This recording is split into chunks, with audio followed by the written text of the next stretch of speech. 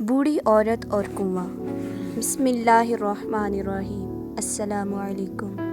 آج ہم جانیں گے اس کہانی میں اللہ پر بھروسہ کیوں ضروری ہے۔ اللہ پر سچا یقین رکھنے والا انسان کبھی بھی محروم نہیں رہتا۔ قحط، تنگی یا پھر کوئی بھی غم سب آزمائشیں ہیں، مگر ایمان والا ان میں بھی سکون پاتا ہے۔ قرآن پاک میں فرمایا گیا ہے، ان اللہ مع الصابرین، بے شک اللہ صبر کرنے والوں کے ساتھ ہے۔ کسی گاؤں میں ایک نیک بوڑھی عورت رہتی تھی۔ اس کا شوہر بہت سال پہلے وفات پا چکا تھا اور وہ بالکل اکیلی رہ گئی تھی۔ اس کے گھر میں نہ بیٹا تھا نہ بیٹی، صرف ایک پرانا سا کنواں تھا جس کے پانی سے وہ گزارا کرتی تھی۔ اس پانی سے وہ وضو کرتی، کھیتی میں ڈالتی اور پینے کے کام لاتی۔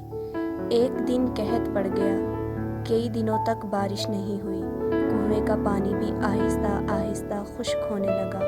پڑوسیوں نے کہا، بی اماں، یہ کنواں بھی ختم ہونے والا ہے، تم کسی دوسرے گاؤں چلی جاؤ۔ لیکن بوڑھی عورت نے مسکرا کر کہا، میرا رب زندہ ہے جس نے یہ کنواں چلایا، وہ نیا راستہ بھی بنائے گا۔ لوگ ہنسنے لگے، مگر وہ عورت ہر رات تہجد میں رو رو کر دعائیں کرتی، اے میرے اللہ، تو ہی میرا سہارا ہے، میں تیرے سوا کسی سے نہیں مانگوں گی۔ چند دن بعد ایک قافلہ اس گاؤں کے قریب سے گزرا۔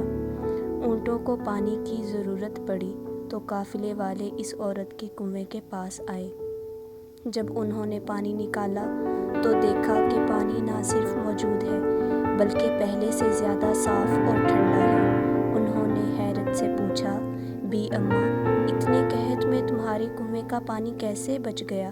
بوڑھی عورت نے آنکھوں میں آنسو لیے کہا، یہ میرا نہیں، میرے رب کا کنواں ہے، میں نے تو بس اس پر بھروسہ کیا ہے۔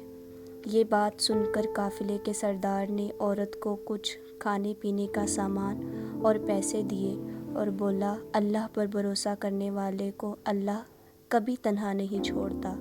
اللہ پر سچا یقین رکھنے والا کبھی محروم نہیں رہتا۔ انسان کے پاس جب کچھ نہیں ہو تب اللہ ہی سب کچھ ہوتا ہے۔